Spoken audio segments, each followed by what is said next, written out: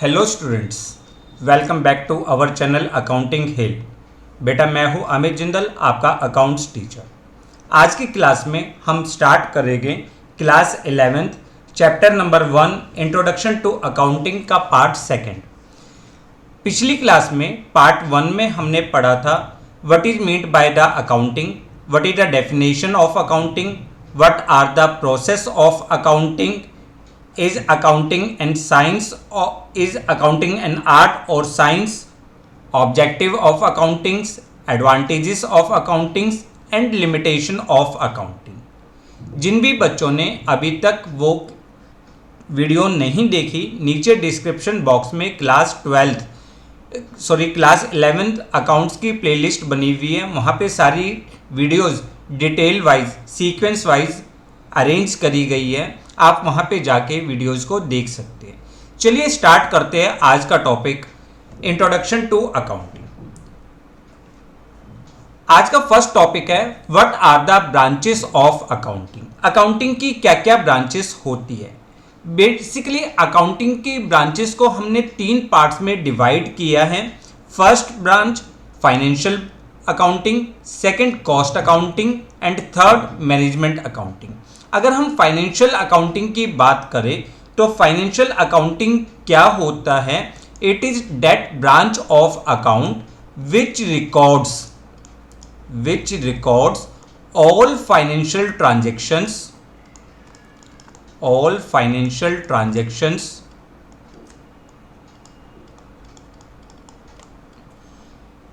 And events in a systematic manner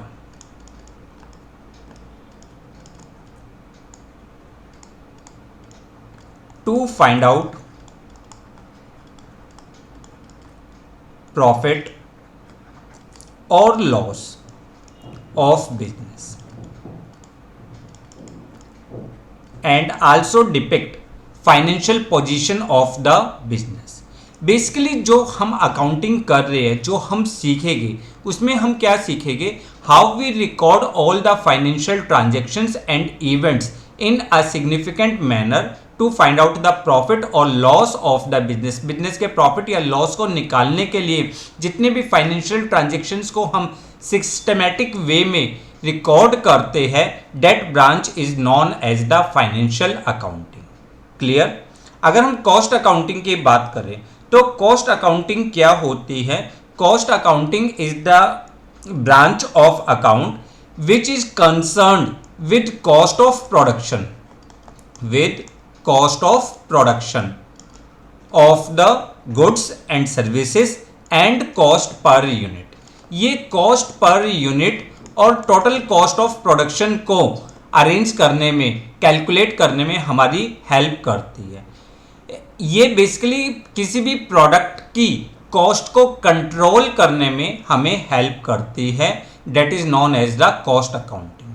third होती है management accounting.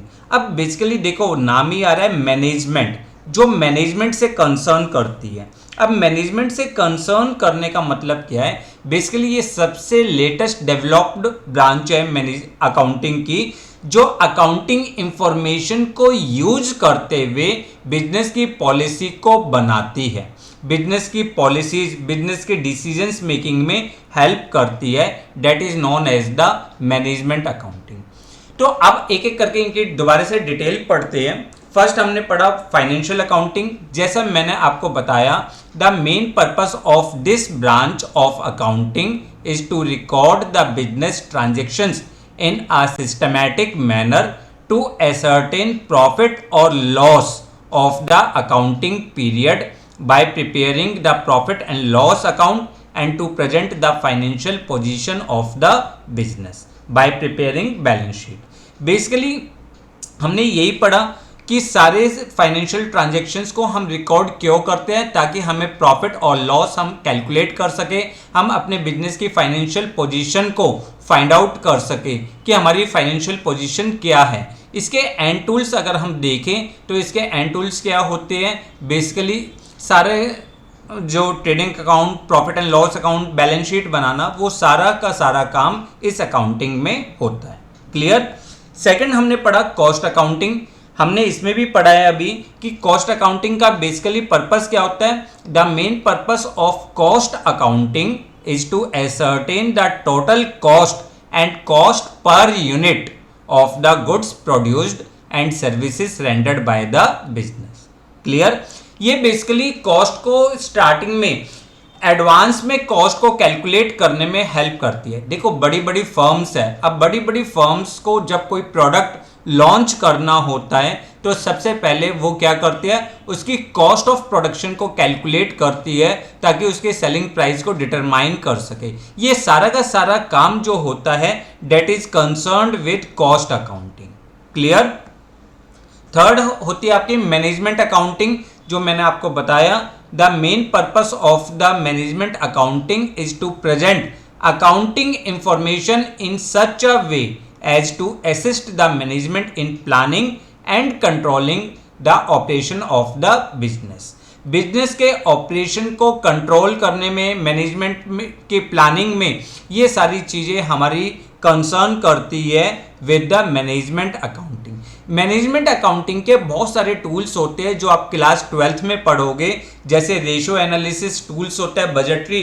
Basically ये क्या किस काम आता है, आपकी फाइनेंशियल अकाउंटिंग से आपने फाइंड आउट किया प्रॉफिट और लॉस। अब उस प्रॉफिट और लॉस की हम डीपली एनालाइज करते हैं कि अब हम अपने प्रॉफिट्स को किस तरीके से इंक्रीज कर सकते हैं, कॉस्ट ऑफ प्रोडक्शन को किस तरीके से रिड्यूस कर सकते हैं, हम अपने बजट्स को किस तरीके से कंट्रोल कर सकते हैं। इस सारी अकाउंटिंग को हम कहते हैं मैनेजमेंट अकाउंटिंग। क्लियर। हम जो पढ़ेंगे, हम कंप्लीट जो पढ़ेंगे वो पढ़ेंगे फाइनेंशियल अकाउंटिंग। क्लियर। चलिए, ये तो था कि branches of accounting. Basically there are 3 branches of accounting. First financial accounting, second cost accounting and third management accounting. Clear. अब चलते हैं 3 वर्ड्स पे चलते हैं। ये 3 वर्ड्स आपके लिए बहुत इंपॉर्टेंट है। देखो बेटा, आपके लिए अकाउंट्स बिल्कुल नया टॉपिक है, तो इन टॉपिक्स को पढ़ने के लिए आपको वोकैबुलरी को बहुत ध्यान से समझना पड़ेगा। आपके लिए 3 वर्ड्स है। पहला वर्ड है बुक कीपिंग, दूसरा वर्ड है अकाउंटिंग और तीसरा वर्ड है अकाउंटेंसी। अगर हम देखें, कई जने कहते हैं कि ये तीनों वर्ड सेम है, बट अगर हम अकाउंटिंग पॉइंट ऑफ व्यू से समझे तो ये तीनों वर्ड्स बिल्कुल डिफरेंट है। क्लियर। तीनों वर्ड्स एक दूसरे से अलग है। अब ये कैसे अलग है उसको देखते हैं। बेटा, हमने अकाउंट्स की डेफिनेशन क्या पढ़ी थी, याद करिए। हमने अकाउंट्स की डेफिनेशन पढ़ी थी, accounting is an art of recording, classifying, summarising in a significant manner and in terms of money, transactions and events which are in part of at least financial character and interpreting the result thereof। उसके base पे हमने अपने 7 process निकाले थे, जो हमने पिछली class में पढ़े थे। 7 प्रोसेस निकाले थे। फर्स्ट प्रोसेस क्या था, identification of the financial transaction. Second process measuring in terms of money. Third recording them in the books journal. Fourth classifying them in the books laser.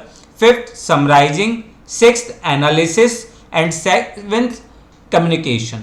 इसमें से जो पहले 4 स्टेप्स है, identification of financial transaction, measuring in terms of money, recording them in the journal and classifying them in the ledger, these 4 steps are known as the book keeping. इसे हम book keeping के नाम से जानते हैं।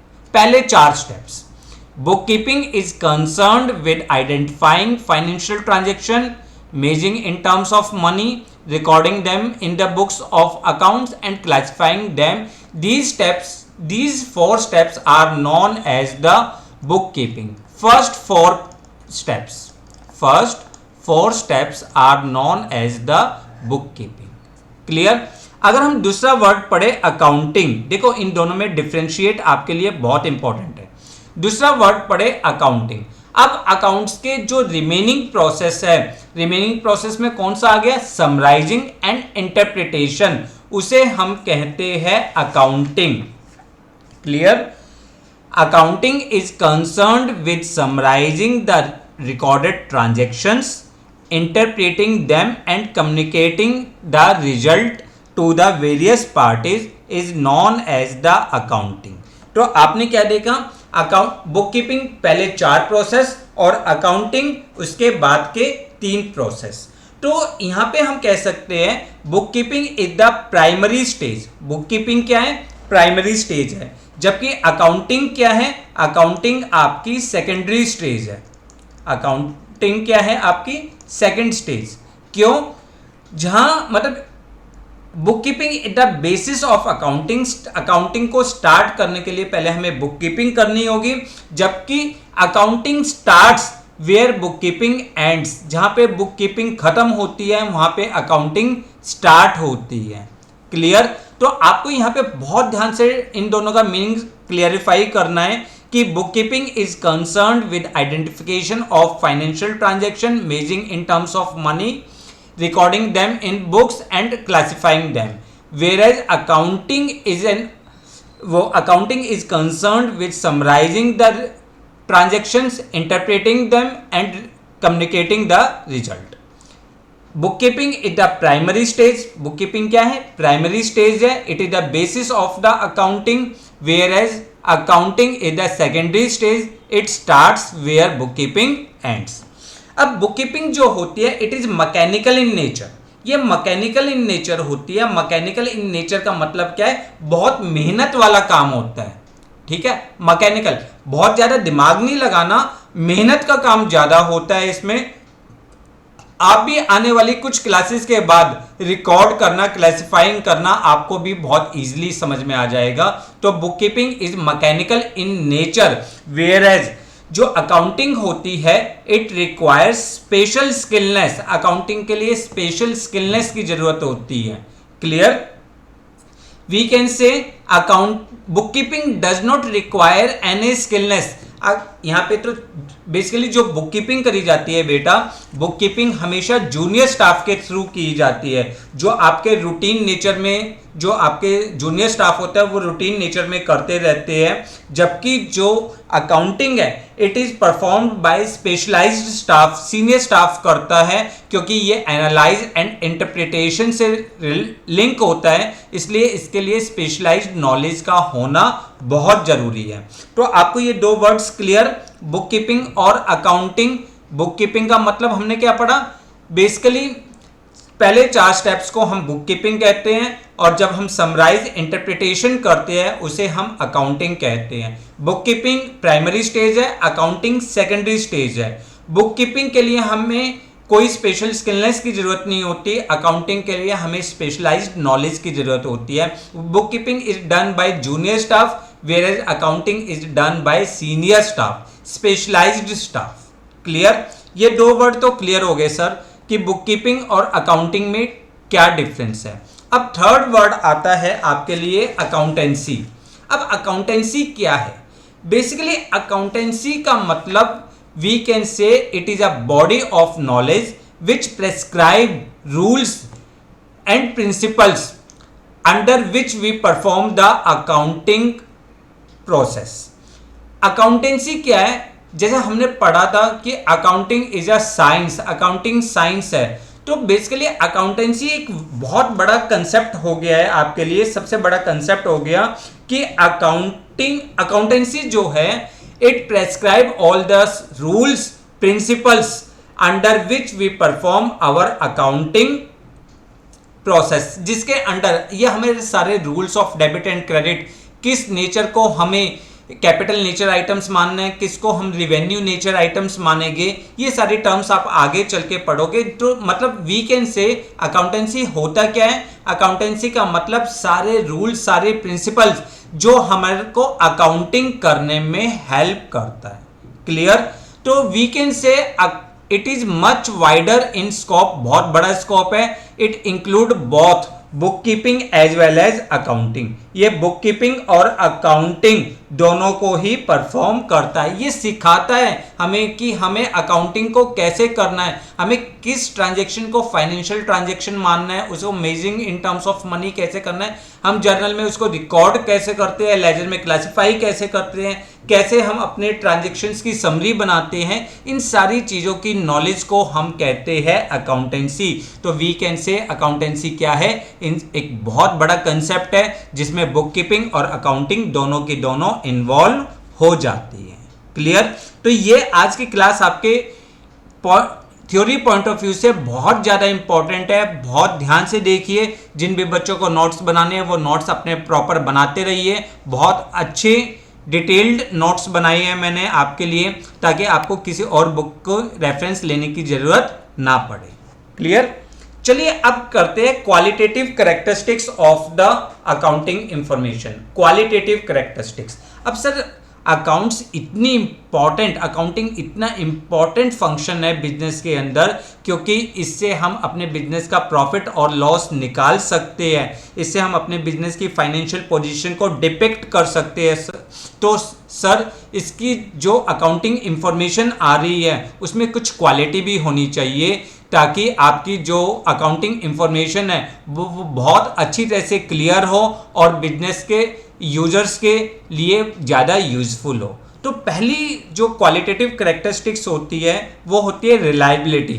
अब देखो ये वर्ड तो वैसे reliability, accounting information must B reliable, reliable होनी चाहिए। It must B free from errors, error से, पर्सनल बायस, मतलब आपके अपने मन की सोच से हटकर होनी चाहिए। यह अकाउंटिंग क्या है, ना तो इसमें एरर होनी चाहिए। It must B verifiable with the documents, इसको हम वेरीफाई कर सके।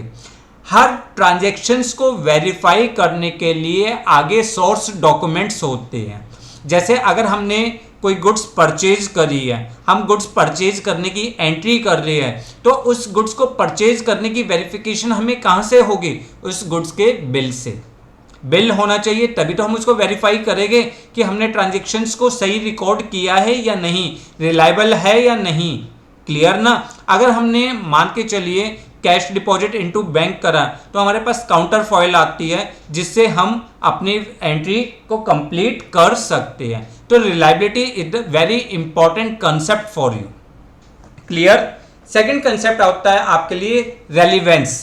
रेलिवेंस का मतलब क्या हुआ कि जो अकाउंटिंग इंफॉर्मेशन आप बना रहे हो it must be relevant to the users. ये यूजर्स की नीड को सेटिस्फाई करनी चाहिए। जिसका पर्पस होता है उसको यूज करते हुए, मतलब उसके रेलिवेंट होनी चाहिए अकाउंटिंग इंफॉर्मेशन। तो आपके लिए relevance is the important characteristics. Accounting information must be relevant to the users, users के लिए रेलिवेंट होनी चाहिए। It must meet it meets the need of the users in the decision making, ताकि users अपने decisions को proper ले सके। Third characteristics होती है अंडरस्टैंडेबिलिटी। अंडरस्टैंडेबिलिटी का मतलब क्या है? अकाउंटिंग इंफॉर्मेशन इस तरीके से बनानी चाहिए विच इज अंडरस्टैंडेबल और अंडरस्टैंडेबल बाय द यूजर्स।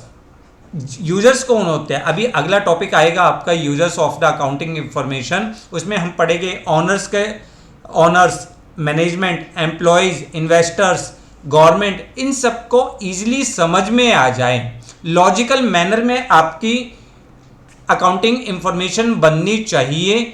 इसलिए मैंने आपको बोला कि पहली क्वालिटी क्या होनी चाहिए? रिलायबल होनी चाहिए। सेकंड, रेलिवेंट होनी चाहिए।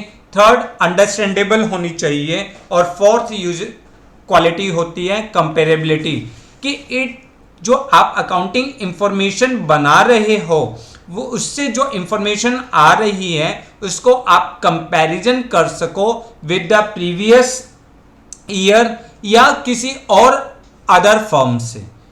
क्लियर? तो तभी तो देखो ना, अगर आप कंपैरिजन ही नहीं कर पाओगे तो आपको कैसे पता लगेगा कि आप प्रोग्रेस कर रहे हो या नहीं कर रहे हो। तो ये चार क्वालिटी आपके अकाउंटिंग इंफॉर्मेशन में होनी चाहिए। पहली, रिलायबिलिटी होनी चाहिए, फ्री फ्रॉम एरर। दूसरा, यूजर्स की नीड को सेटिस्फाई करे, रेलिवेंस होनी चाहिए। तीसरी, अंडरस्टैंडेबिलिटी, कि यूजर्स इजीली अंडरस्टैंड कर सके, और चौथी होती है कंपेरेबिलिटी, कि यूजर्स जो है इसको कंपेयर कर सके with the performance of the previous year और with the performance of the other firms. Clear? ये 4 क्वालिटी आपकी होनी चाहिए। देखो इसके ऊपर क्या है, आपके एमसीक्यूज बन सकते हैं। आपको कोई भी एक डिटेल दे देंगे, आपको बताएंगे, ये पूछेंगे ये कौन सी क्वालिटेटिव कैरेक्टरिस्टिक्स है, ठीक है, कोई भी पॉइंट दे देंगे। जैसे मतलब अगर हम देखें, बहुत सारी होती है कि आपको बता देंगे कि एक accounting information free from errors है, पर्सनल बायस है, वेरीफेबल है, तो ये कौन सी क्वालिटी है? ये क्वालिटी है आपकी रिलायबिलिटी की। क्लियर? कंफर्म? इस तरह से हम एमसीक्यूज को पढ़ेंगे आगे चलकर, पर फिलहाल आप इस थ्योरी को बहुत अच्छी तरीके से पढ़िए।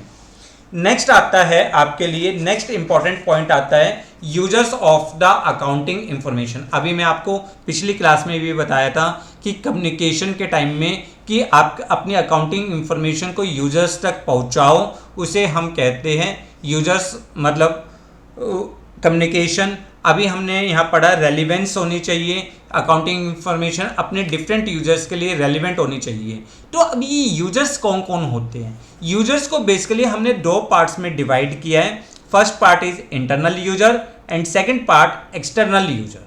अब इंटरनल यूजर्स में वो यूजर्स आते हैं जो बिजनेस में डायरेक्ट कंट्रोल करते हैं, बिजनेस से लिंक करते हैं। इसमें सबसे पहले आता है ऑनर। अब देखो ऑनर ने बिजनेस में क्या लगाया है? पैसा लगाया है, कैपिटल लगाई है, तो सबसे ज़्यादा रिस्क बियरिंग फैक्टर किसका होता है? ऑनर का होता है। तो सबसे ज़्यादा तो ऑनर ही इंटरेस्टेड होता है प्रॉफिट या लॉस को चेक करने के लिए, बिजनेस की फाइनेंशियल पोजीशन के बारे में उसको सबसे ज़्यादा ज़रूरत होती है इंफॉर्मेशन की, कि उसको कितना रिटर्न मिल रहा है, उसको प्रॉफिट हो रहा है या लॉस हो रहा है। तो सबसे पहले आपका सबसे इंपॉर्टेंट यूजर कौन होगा? Owner, because owner contribute capital in the business, so they are interested in knowing the profit और लॉस ऑफ द बिजनेस। ठीक है? क्लियर? सेकंड होता है मैनेजमेंट। अब मैनेजमेंट को क्या होता है? देखो management had to take various decisions on the basis of the accounting information. Accounting information के बेस पे अलग अलग डिसीजंस लिए जाते हैं, उसे इसलिए मैनेजमेंट को अकाउंटिंग इंफॉर्मेशन की ज़रूरत होती है। जैसे उन्हें डिटरमाइन करना होता है कि हमारा सेलिंग प्राइस क्या होना चाहिए, हम अपने कॉस्ट को किस तरीके से रिड्यूस कर सके। ये सारे डिसीजंस वो किसके बेस पे लेते हैं? ये सारे डिसीजंस वो अकाउंटिंग इंफॉर्मेशन के बेस पे लेते हैं। फिर नेक्स्ट यूजर्स आता है एम्प्लॉयज़ एंड वर्कर्स। सर ये एम्प्लॉयज़ और वर्कर्स को क्या ज़रूरत होती है? सर एम्प्लॉयज़ को चाहिए होता है बोनस, बेसिकली बोनस। और बोनस किसके बेस पे डिपेंड करता है? बोनस डिपेंड करता है प्रॉफिट के बेस पे। तो एम्प्लॉयज और वर्कर्स भी अकाउंटिंग इंफॉर्मेशन के में बहुत ज़्यादा इंटरेस्टेड होते हैं। उन्हें पता है कि अगर बिजनेस को प्रॉफिट होगा तो उनको बोनस मिलेगा। और इसके अलावा भी बहुत सारी चीज़ें होती हैं, वो चेक करते हैं कि उनकी सिक्योरिटी कितनी है, उनको जो फैसिलिटीज जैसे एम्प्लॉय प्रोविडेंट फंड है, इंश्योरेंस है, ये सब प्रॉपरली डिपॉजिट हो रहा है या नहीं हो रहा उनके लिए, तो वो भी अकाउंटिंग इंफॉर्मेशन में इंटरेस्ट रखते हैं। तो ये तो थे 3 यूजर्स जो बिजनेस के अंदर होते हैं। कौन कौन से? ऑनर, मैनेजमेंट और एम्प्लॉय। फिर आते हैं एक्सटर्नल यूजर्स। अब एक्सटर्नल यूजर्स किसे कहते हैं? एक्सटर्नल यूजर्स का मतलब होता है जो बिजनेस में डायरेक्ट रोल प्ले नहीं करते, डायरेक्ट इंटरफेरेंस नहीं करते, बट बिजनेस में इनका एक बहुत इंपॉर्टेंट रोल होता है। इसमें सबसे पहले आते हैं बैंक एंड फाइनेंशियल इंस्टीट्यूशंस। देखो basically bank and financial institutions business को रेगुलर टाइम पे क्या होता है, फंड्स की ज़रूरत होती है, उसको अपने बिजनेस को ग्रो करने के लिए बेसिकली फंड्स की ज़रूरत होती है। और फंड्स के लिए बैंक्स और फाइनेंशियल इंस्टीट्यूशंस के पास जब भी वो लोन वगैरह के लिए जाते हैं, तो बैंक और फाइनेंशियल इंस्टीट्यूशन सबसे पहले चेक क्या करते हैं? आपकी बिजनेस की फाइनेंशियल कंडीशंस को देखते हैं कि आपका बिजनेस प्रॉफिट मेकिंग है या नहीं, क्योंकि वो लोन ऐसे तो प्रोवाइड करेगी नहीं। अब ऐसे लोन प्रोवाइड कर देंगे तो कोई भी लोन लेगा और फिर रफू चक्कर भाग जाएगा। तो बेसिकली वो क्या करते हैं, बैंक एंड फाइनेंशियल इंस्टीट्यूशंस जो होते हैं, they provide the loan to the business and before granting the loans they ensure the credit worthiness of the business की परफॉर्मेंस, बिजनेस की फाइनेंशियल पोजीशन क्या है उसको डिपिक्ट करते हुए, उसको चेक करते हुए ही लोन को प्रोवाइड करते हैं। सेकंड होता है इन्वेस्टर्स बिजनेस में डायरेक्ट रोल प्ले नहीं करता, पर बिजनेस में इन्वेस्ट करने से पहले वो चेक करना चाहता है कि उसकी इन्वेस्टमेंट सेफ भी है या नहीं, उसको कितनी रिटर्न्स मिलेगी। तो ये सारी इंफॉर्मेशन उसको कहाँ से मिलती है, अकाउंट से मिलती है। तो investors also a user of the accounting information. Third होते हैं क्रेडिटर्स कौन होते हैं, creditors are the person who supply goods in the business on credit, जो बिजनेस को उधार सामान देते हैं। अब देखो बिजनेस में ये कॉमन प्रैक्टिस होती है कि रेगुलर रूटीन पे सामान आता रहता है, उधार आता है, पर आप भी खुद सोचो, आपके पास दो पार्टीज है ए और बी, अगर आप से दोनों क्रेडिट पे परचेज करना चाहें आते हैं तो सबसे पहले आप क्या चेक करते हैं, यार इनमें से कौन आपके टाइमली रीपेमेंट कर सकता है या नहीं कर सकता, ये चीज़ें चेक करते हो ना। तो बेसिकली क्रेडिटर्स भी क्या होते हैं, बिफोर सप्लाइंग द गुड्स, वो गुड्स को सप्लाई करने से पहले बिजनेस की क्रेडिट वर्थनेस को चेक करते हैं, बिजनेस चेक करते हैं कि रेगुलर पेमेंट आ रही है इनके यहाँ से या नहीं आ रही, ये कहीं इंसॉल्वेंसी तो नहीं है, ये सारी चीज़ें वो चेक करते हैं। फोर्थ होता है government and it's authority. Government and it's authority का मतलब, अब गवर्नमेंट क्यों सर इंटरेस्ट होते हैं, सीधी सी बात है, गवर्नमेंट को हमसे क्या लेना है, टैक्स लेना है, जीएसटी लेना है। जीएसटी किसके ऊपर डिपेंड करती है, सेल्स के ऊपर, ठीक है ना। तो बेसिकली गवर्नमेंट और जो उसकी अथॉरिटी है उसकी टैक्स लायबिलिटीज को सेटल करने के लिए हमें अकाउंटिंग इंफॉर्मेशन उनको प्रोवाइड करनी पड़ती है। फिफ्थ होते हैं रिसर्चर्स। अब जो रिसर्च करते हैं, कुछ होते हैं जो अपने रिसर्च वर्क के लिए बिजनेस की अकाउंटिंग इंफॉर्मेशन पे फोकस करते हैं कि बिजनेस ये इतना ग्रो कर रहा है, इसने कैसे ग्रो करी है, क्या इसकी सेल थी, उस तरह से वो अकाउंटिंग इंफॉर्मेशन में इंटरेस्ट देते हैं। बेसिकली जो आपके लिए जो पहले 4 पॉइंट्स है एक्सटर्नल यूजर्स, ये आपके लिए सबसे ज़्यादा इंपॉर्टेंट है, बाकी तो सारे पॉइंट्स बढ़ाने के लिए हो जाते हैं, जैसे रिसर्चर्स भी हो गया। अगर आप और देखो तो और क्या हो सकते हैं, आपके कंज्यूमर्स भी हो सकते हैं, क्योंकि कंज्यूमर्स भी गुड्स को परचेज करने से पहले आज के टाइम में बहुत सारी रिसर्च करना स्टार्ट कर देते हैं। पब्लिक्स है, ये सारे फैक्टर्स है, ये सारे यूजर्स है जो अकाउंटिंग इंफॉर्मेशन को यूज करते हैं।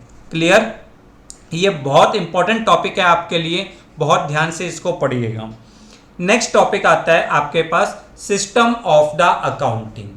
अब देखो सर थ्योरी तो बहुत पढ़ा रहे हो, पर ये हमें समझ में कैसे आएगी। बेटा यहाँ पे हल्का हल्का इंट्रो है, जैसे जैसे चैप्टर्स आगे बढ़ते जाएंगे आपको और ज़्यादा क्लियरेंस आती रहेगी। तो जब तक आप थोड़ा थोड़ा पढ़ते जाइए, समझने की कोशिश करिए, नेचुरल है जब हम इसको प्रैक्टिकल वे में करेंगे तो हमें ज़्यादा समझ में आएगा। तो system of accounting, there are 2 system of accounting, one is double entry system and second is single entry system. अब ये double entry system it is an very important concept. आप अपनी बुक्स का नाम देखोगे, जो टीएस ग्रेवाल ने अपने बुक्स का नाम रखा हुआ है वो भी क्या रखा हुआ है, double entry book keeping system. तो डबल एंट्री सिस्टम क्या कहता है, it is a system in which we record both aspects of the transactions.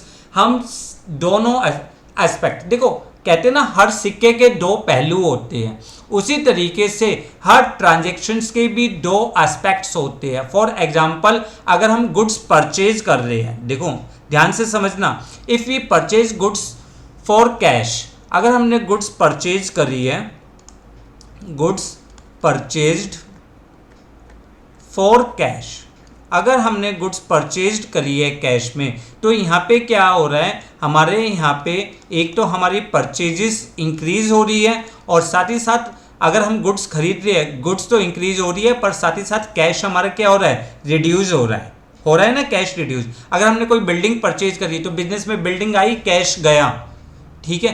तो ये basically every transaction has the 2 aspects, her transactions के 2 एस्पेक्ट्स होते हैं और डबल एंट्री सिस्टम कहते हैं उस सिस्टम को जो दोनों एस्पेक्ट्स को रिकॉर्ड करे, ठीक है। तो double entry system is a system of accounting in which we record both aspects. Both aspects में उन एस्पेक्ट्स को हम क्या कहते हैं, डेबिट एंड क्रेडिट। ठीक है, अकाउंट्स में ये बहुत इंपॉर्टेंट टर्म्स है, नेक्स्ट चैप्टर में आपको क्लियर भी होनी स्टार्ट हो जाएगी कि every transaction has the two aspects. A system in which we record both aspects is known as the double entry bookkeeping, double entry system।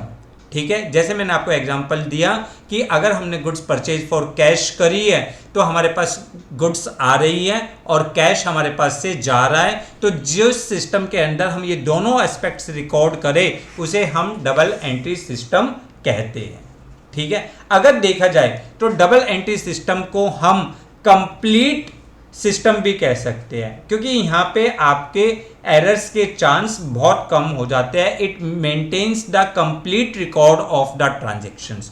अगर हम इसके बेनिफिट्स की बात करें, इसके एडवांटेज की बात करें, तो पहला एडवांटेज आपका क्या है, कंप्लीट रिकॉर्ड ऑफ ट्रांजेक्शंस, क्योंकि डेबिट ट्रांजेक्शन भी रिकॉर्ड होता है और क्रेडिट ट्रांजेक्शन भी रिकॉर्ड होता है, दोनों ट्रांजेक्शंस रिकॉर्ड होते हैं। अब जब ट्रांजेक्शन्स दोनों तरह से रिकॉर्ड हो गए तो इससे हमारे अर्थमेटिकल एक्यूरेसी को भी चेक करने में हमारी हेल्प मिलेगी। It also checks the accuracy of the accounts. It helps in determining the profit और लॉस। ये बाकी सारे पॉइंट्स वही आ जाएंगे जो आपके एडवांटेज ऑफ अकाउंटिंग है, सारे के सारे पॉइंट्स वही आ जाएंगे। डिटरमाइन द प्रॉफिट और loss. It provide the knowledge of the financial position of the business. lesser possibility of the frauds, comparative studies possible, helpful in management, suitable for all business। ये सारे points हमने पढ़े हैं बेटा, ये सारे points वही हैं, क्लियर। फिर इसके बाद लास्ट टॉपिक आता है आपका single entry system. Single entry, देखो सर आपने कहा डबल एंट्री जहां पे दोनों एस्पेक्ट्स रिकॉर्ड हो, तो सिंगल एंट्री में क्या होता है, एक एस्पेक्ट होता है, नहीं बेटा देखो सिंगल एंट्री सिस्टम में जो इसका ओरिजिनल नाम है वो होता है accounting from incomplete records. Accounting from incomplete records, इसे हम इस नाम से भी जानते हैं। अब ये क्या होता है, देखो डबल एंट्री सिस्टम में बेसिकली वो ही पर्सन रिकॉर्ड कर सकता है जिसको अकाउंट्स की नॉलेज हो, क्लियर। बट बहुत सारे लोग ऐसे होते हैं जिसको अकाउंट्स की ज़्यादा नॉलेज नहीं होती। दे मेंटेन देयर अकाउंट्स, वो अपने अकाउंट्स को मेंटेन करते हैं। तो अब वहाँ पे क्या है, दोनों एस्पेक्ट्स ज़रूरी नहीं है वो रिकॉर्ड कर सके, दोनों एस्पेक्ट्स को प्रॉपरली रिकॉर्ड नहीं कर पाते, तो उसे हम कहते हैं अकाउंटिंग फ्रॉम इनकम्प्लीट रिकॉर्ड्स या single entry system. In this system all transactions are not recorded on double entry basis. सारे अकाउंट्स को मेंटेन करने के बजाय सिर्फ पर्सनल अकाउंट और कैश बुक को मेंटेन किया जाता है। सर ये पर्सनल अकाउंट क्या है, पर्सनल अकाउंट होता है which are related to a particular person, जो पर्टिकुलर पर्सन से रिलेटेड होता है, ठीक है, पर्टिकुलर पर्सन से रिलेटेड होता है। और कैश बुक को मेंटेन किया जाता है, कहाँ से कैश आया और कहाँ कैश गया। उस सिस्टम को हम कहते हैं single entry system, clear. Double entry system में we record both the aspects, whereas in single entry system we maintain only personal account as well as cash book। दूसरा जो डबल एंट्री सिस्टम है वो systematic system है, एक proper scientific system है, उसके अपने रूल्स होते हैं। जबकि जो ये सिंगल एंट्री सिस्टम है ये अनसिस्टमैटिक रिकॉर्ड किया जाता है और ये इतना रिलायबल नहीं होता। जैसे मैंने आपको बताया it is also known as the accounting from incomplete records, इसे हम अकाउंटिंग फ्रॉम इनकम्प्लीट रिकॉर्ड्स भी कहते हैं।